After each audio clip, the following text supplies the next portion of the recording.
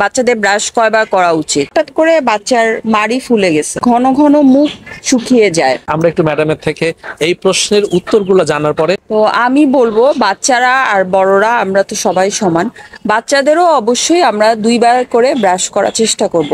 বিশেষ করে রাত্রেবেলা খাওয়া দাওয়ার পরে সুন্দর করে ব্রাশ করে। বাচ্চাদের ক্ষেত্রে ব্রাশ করাটা আরো একটু বেশি যত্ন সহকারে করতে হবে, কারণ বাচ্চারা দেখা যায় ঠিক মতো প্রপারলি ভাবে ব্রাশ করতে পারে না। এই জন্য আমি বলবো বাচ্চারা ব্রাশ করার সময় অবশ্যই বাবা মা পাশে থেকে বাচ্চাদেরকে ব্রাশ করার টেকনিকটা সুন্দর করে শিখিয়ে দিবেন।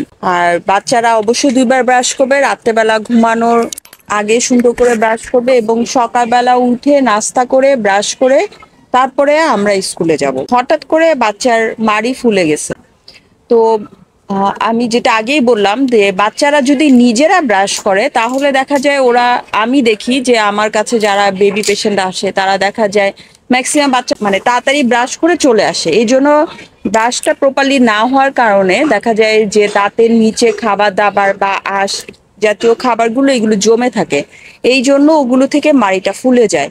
আর তাছাড়াও আপনাকে দেখতে হবে যেই জায়গায় মাড়িটা ফুলে গেছে ওই জায়গায় বাচ্চার দাঁতে কোনো ক্যাভিটি বা গর্ত এ ধরনের কোনো সমস্যা আছে কিনা। যদি এ ধরনের সমস্যা থাকে অবশ্যই আপনি আমাদের ফরাদি ডেন্টাল হসপিটালে চলে আসবে।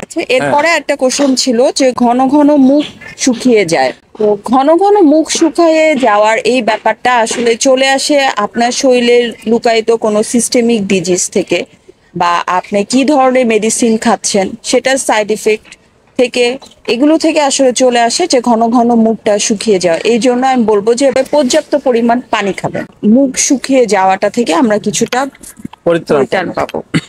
ধন্যবাদ সম্মানিত ডক্টর।